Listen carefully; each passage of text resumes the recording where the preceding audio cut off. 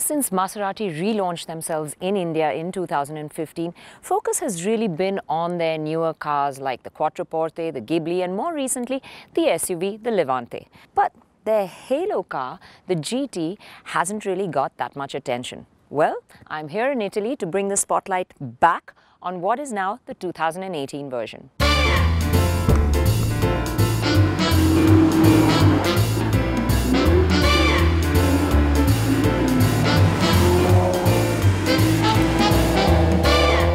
The GT, a four-seater sports coupe, was based on the iconic Maserati A6 and is currently their halo car.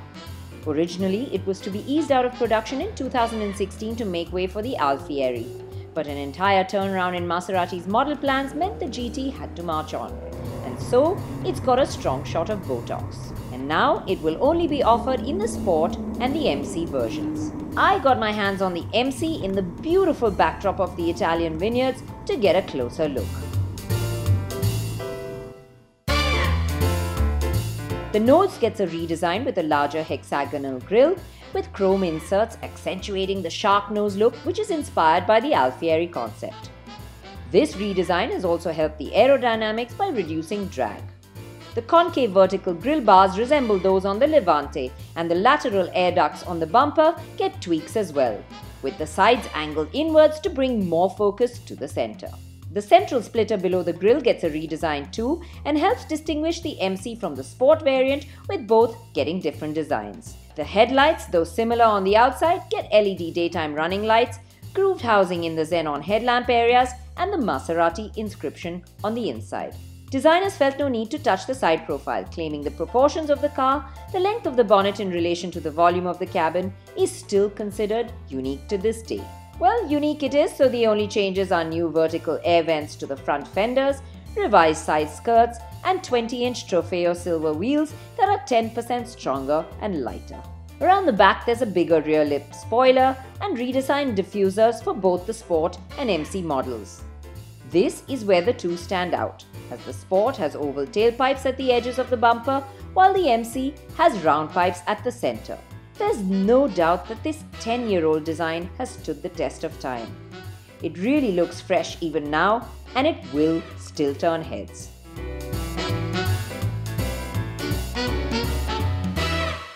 Well, the changes on the inside really start with a nip and tuck to the passenger side of the dashboard. You see this nice fashion double stitching which now joins together all the leather.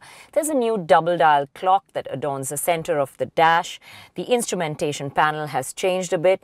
And of course, the big thing that's necessary in today's times, the touchscreen infotainment system. There's a pretty large one at 8.4 inches and that has allowed them to do away with some of the buttons on the central console area, and you get this new rotary dial. As far as equipment goes, with this infotainment screen, you also get the reverse camera. The good thing is the GTS is a four-seater, and although the styling makes it a tight space to be as far as coupes go, it does offer quite a decent amount of room in the back. This is a four-seater, technically. And for people my size, it's really fine back here. You do sit a little knees up, little low to the ground. And if someone is sitting all the way back, it is a bit tight on legroom. But as far as coupes go, it's still a pretty decent place back here in this car. Maserati have also ditched the 4.2-litre engine, which means the GT will come with only the 4.7-litre engine now. This engine, built in tandem with Ferrari, produces a whopping 460 HP and a delicious 520 Nm of torque. Well, there's something to be said about naturally aspirated engines, so less talking and more driving now.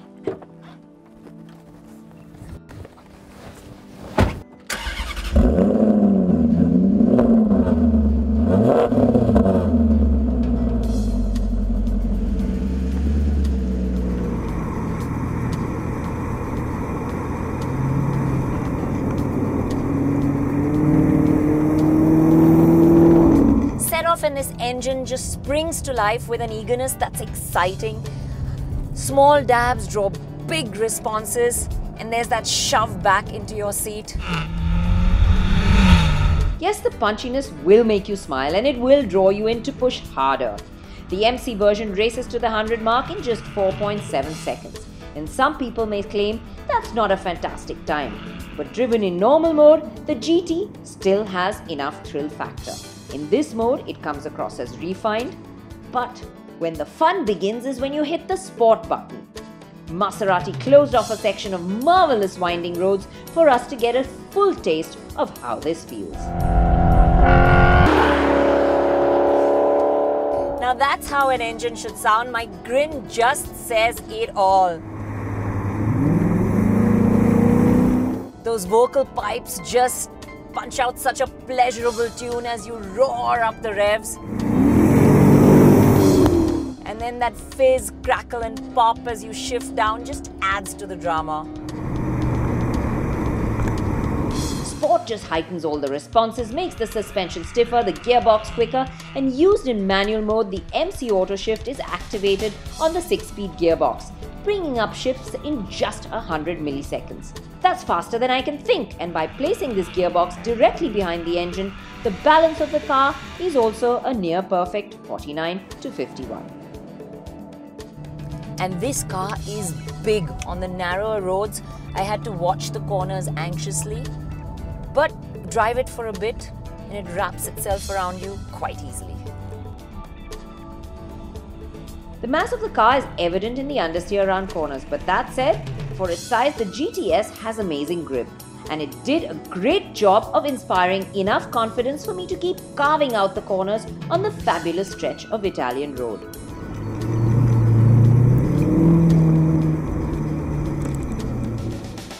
The steering is progressive, but in a reverse sort of way. It's quite heavy at low speeds.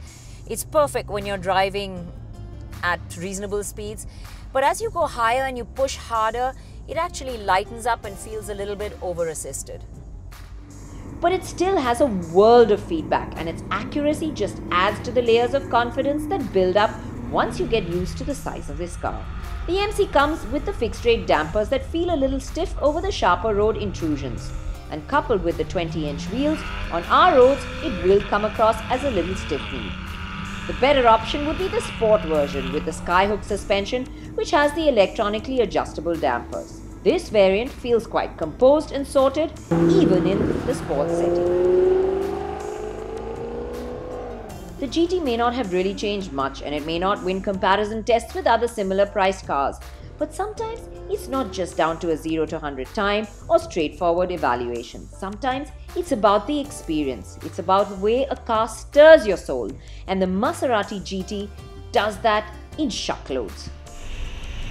There is also a Grand Cabrio which gets similar updates, and unlike most of its rivals, can be considered a true 4-seater as well. So if open-top motoring in a more relaxed driving manner is what you're after, then maybe that's the option for you. Well, it would be a fair question to ask why I'm recommending a car that's 10 years old and just had a facelift when there's so much else on offer in the market. Let me tell you, that glorious, naturally aspirated V8 is reason enough alone to buy this car, not to mention that auditory bliss that comes from those tailpipes that lets you really feel like you are driving a sports car. And let's face it, even after 10 years, this car doesn't look old. It is still stylish enough to turn heads wherever you go. And in India, owning a Maserati would set you apart from the rest.